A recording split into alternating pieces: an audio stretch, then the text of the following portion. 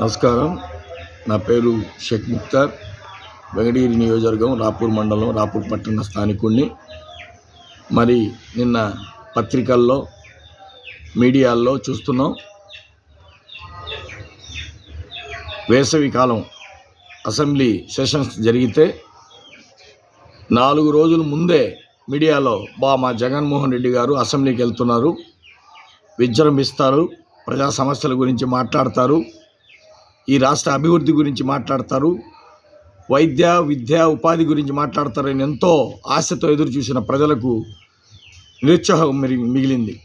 ఎందుకంటే ఆయన కేవలం 11 మంది శాసనసభ్యులతో వెళ్ళింది ఆయన శాసనసభ రద్దవుతుందనే ఉద్దేశంతో ఆ 11 నిమిషాలు అసెంబ్లీలో కూర్చొని స్పీకర్ గారి యొక్క మంచి ఉద్దేశం ఆయన విన్నవించుకునేటప్పుడు కేకలు పెట్టడం, గలాబా చేసి సంతకం పెట్టి శాసనసభను రద్దు చేసుకోకుండా ఆయన సంతకం పెట్టి రావడం ప్రజలకు చాలా నిరుత్సాహం జరిగింది.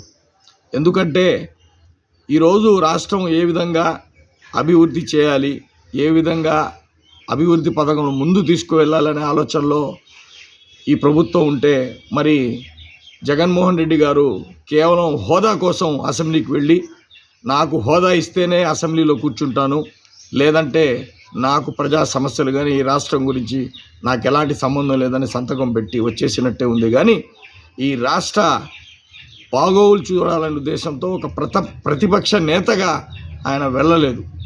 కాబట్టి ఇప్పుడైనా కళ్ళు తెరిచి గతంలో మీరు చేసిన తప్పులు, గతంలో మీరు చేయలేని అభివృద్ధి, ఇప్పుడైనా ప్రజా సమస్యల గురించి మనం గెలవాలంటే ఏం చేయాలని ఆలోచించి, ఎప్పుడూ కూడా హోదా గురించి ఆలోచించకుండా ప్రత్యేకంగా పనిచేసిన వ్యక్తి ఎవరన్నా ఉన్నారంటే అది చంద్రబాబు నాయుడు గారు.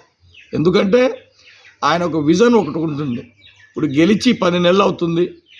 ఈ రాష్ట్రంలో అభివృద్ధి చేయాలంటే ఏమేమి కావాలి, ఏ కంపెనీలు తీసుకురావాలి, ఇక్కడ ముఖ్యంగా విద్య వైద్యం ఉపాధి మీద ప్రత్యేక దృష్టి, రైతుల గురించి ఆలోచన, అన్ని పథకాలు సూపర్ 6లో ఇప్పటికే మూడు ఇవ్వడం జరిగింది. మిగిలిన 3 కూడా నిన్న బడ్జెట్లో పెట్టడం జరిగింది. అది కూడా ఏప్రిల్ మేలో విడుదలవుతుంది. అమ్మ ఒడి కానీ ఇవన్నీ గమనించి పనిచేయాలి, కానీ హోదా కోసం పనిచేయకూడదని మాజీ ముఖ్యమంత్రి జగన్మోహన్ రెడ్డి గారికి నేను ప్రత్యేకంగా విన్నవించుకుంటున్నాను.